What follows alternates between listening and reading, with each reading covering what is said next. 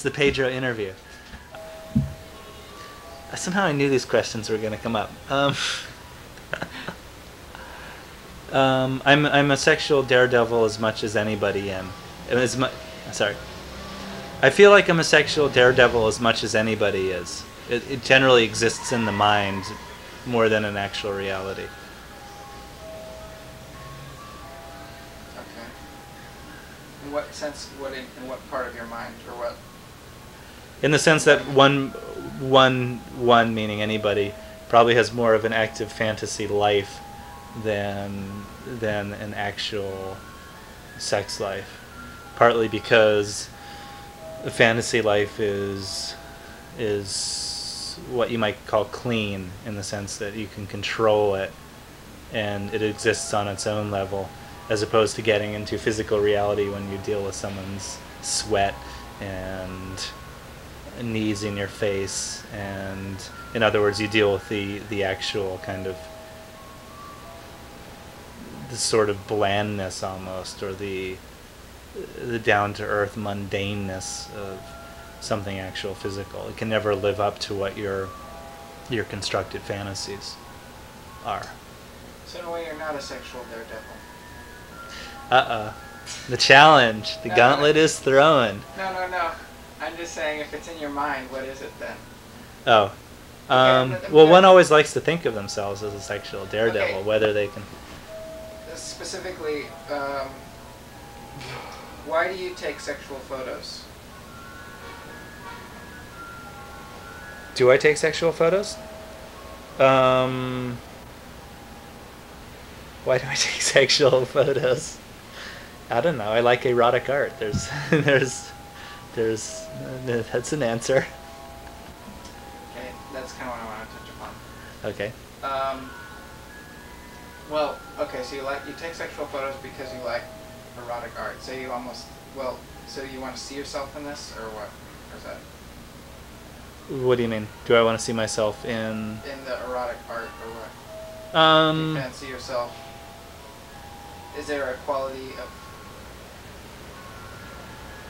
Do you get something out of like almost a voyeuristic element of, I guess all erotic art and pornography is based on that voyeuristic element. You're seeing something that's not, that in a sense you're not immediately connected to. Perhaps the art or the photo is a link between the fantasy and the physicality.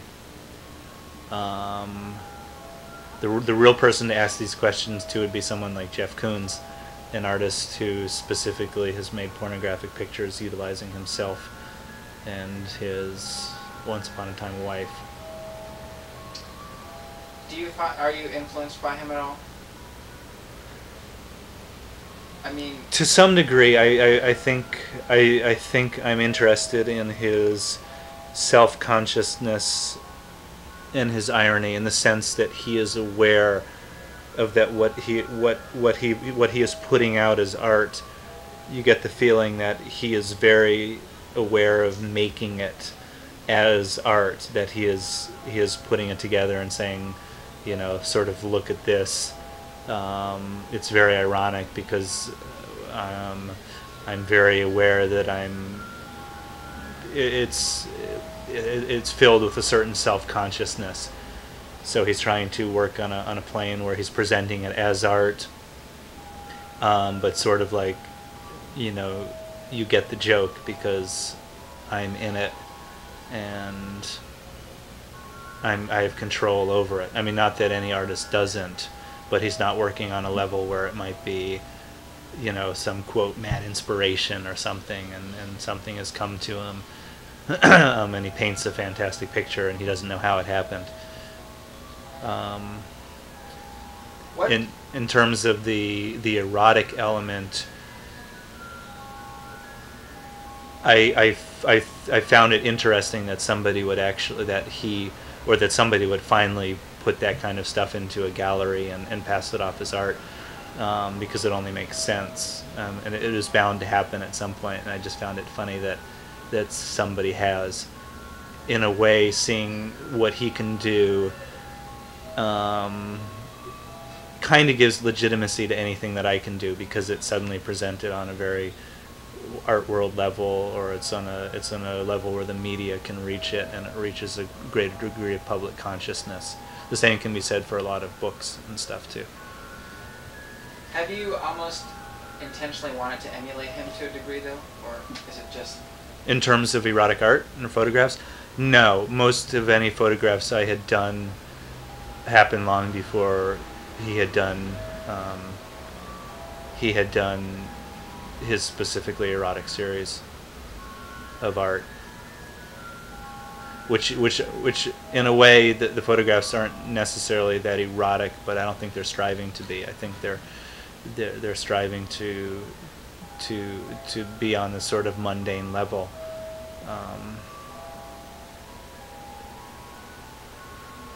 To sort of take, it's almost not he's trying to be erotic so much as pornographic, and taking that element. Though? I mean, I'm asking what... I think, well, actually, the one series of pictures with my then girlfriend was actually her idea. She had wanted to come up with photos to be used in painting, where she would essentially either embed the photo in the painting under paint, or paint the picture, but to a more abstract degree. She was working for Mark Kostabi at the time, who's a painter who is not necessarily known for erotic or that kind of art. In terms of the stuff that might be more self-portrait, that's more undefinable. It might be more of trying to come to terms with just myself, either my presence, my physical identity, just myself, in different ways that can be sort of captured by the electronic scissors. Body, yeah. That's nothing new. I mean, obviously a lot of artists have used their own body for various forms of, self-expression. But there's a quality to wanting to see yourself, or just something about... I think there's a narcissistic quality of wanting to see myself. For anybody, for any kind of voyeur looking at erotic art or pornographic art, you're dealing with the fact that you're probably looking at somebody who is into you, and you have to place yourself into that position. So you either have to identify and place yourself with that position, or you have to act as a third party, which is fine and with itself. Maybe the other way is to move yourself into that the spot where you would identify with. Also, particularly if you're looking at people that do not really appear attractive to you, and you have to identify with them.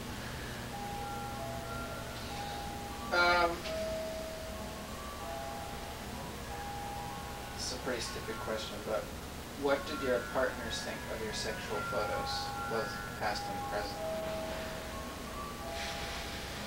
present? What did my partners think of my sexual photos, both past and present?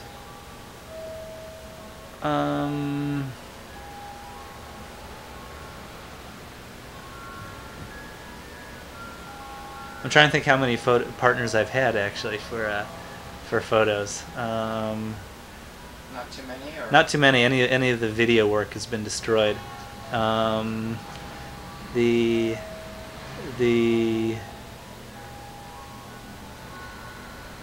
Like I said, the one series of photographs was sort of set up by a partner at that point,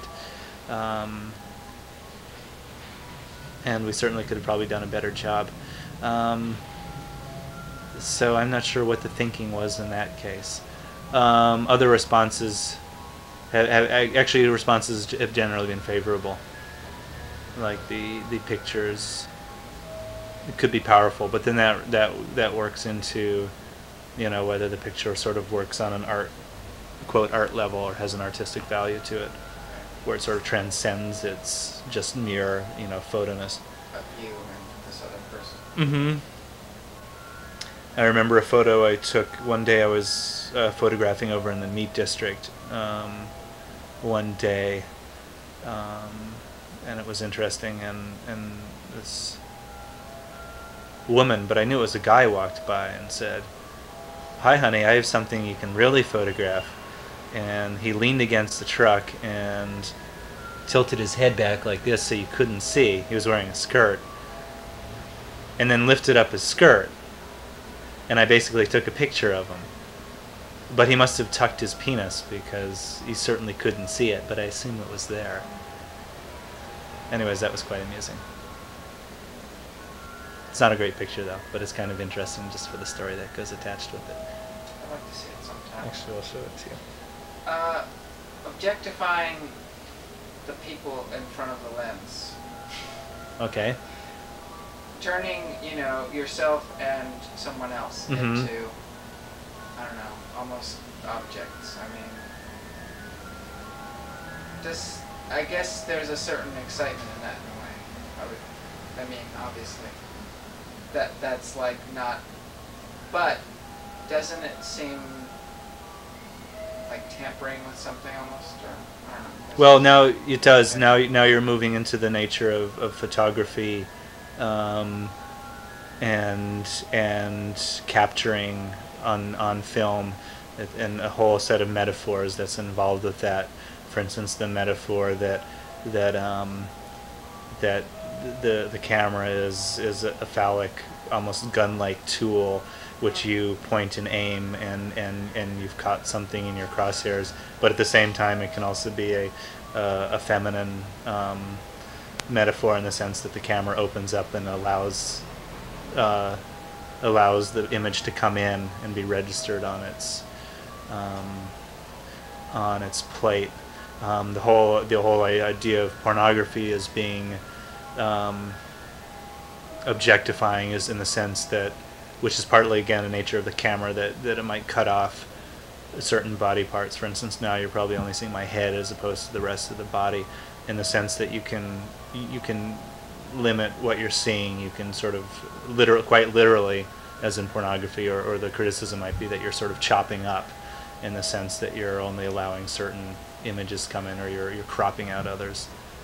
I'm not sure I want to go on this tangent too much. I think what I actually want to know, well, what I'd like to go more into is the idea of, I don't know, performance, or something that is in front of a, you know, plane, like theater, or anything that is on the opposite side. And that's like something that's, you know, I'm saying that it's almost like the nature. Why do people perform? Why do people fancy themselves to be in front of other people, or a lens, or whatever? Right. And why? Right. How does, you know? Do you feel like there's almost a quality in that, you know, is obviously rampant on one level, and both in your existence in a way, like yours, Young's, everyone who wants to perform. Maybe it's partially narcissistic. I guess so. I mean, it would relate back to the narcissistic thing of one taking photos of themselves. The obvious image would be someone looking in the mirror and practicing facial expressions, or practicing movements in front of the mirror. That might have something. It's psychological. May have something to do with the power of being sort of the focus, or the attention of a lot of people. The stage, and likewise the lens, draws in a lot of eyes onto a concentrated spot. It also, the stage, and likewise the stage that happens in front of a lens, is sort of a, I don't want to quite say a sacred place. Well, it is, but it's also a place where, when the power of the stageness is activated, things aren't necessarily what they appear to be otherwise. So it's kind of delineating a space. Just as sexual activities can be a sacred thing, they can be sacred in a way you are putting them. Sure, because because it's suggesting that people have a special form of communion, likewise than the stage, and is also suggesting a form of communion too, in the sense that when you move into when you're suddenly into that realm, either the sexual realm, when like, oh, okay, now something's happening here, and also the stage realm, when suddenly everybody's agreeing that something's now sort of taking place at this moment. So maybe the opposite would be, or the deviation of that would be some form of rape, where one party is not allowing that, whether that's happening sexually or stage-wise. Not specifically on the stage, but maybe in terms of like television or advertising, where it's not mutually agreeable in all parties that they're moving into some sort of sacred space. I don't know. It sounds good at any rate.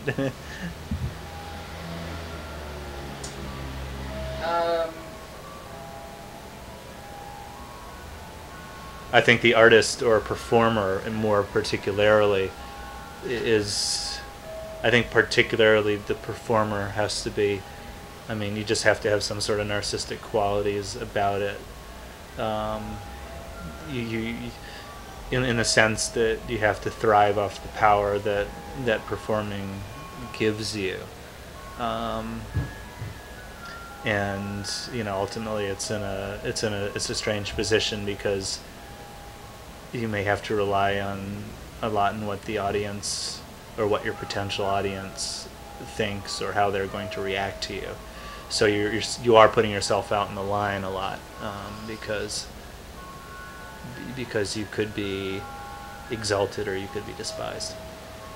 What is your intention when you, for example, show your photographs to other people? Are you hoping to be exalted or despised? Or just sort of impress? Or? Possibly to impress, possibly to titillate, possibly to gauge reaction. What kind of reaction do you expect? I'm not sure. Maybe that's what I'm trying to find out. Anywhere from someone rolling their eyes, to laughing heavily, to enthusiasm.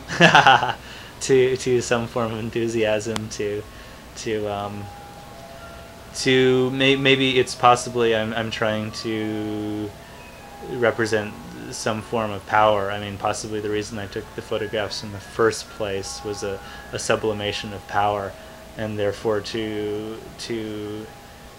show the photographs is also to illustrate some form of power, either in the sense that, like, the kind of look, see what I've done sort of thing, or the sense that you might influence someone else's mind.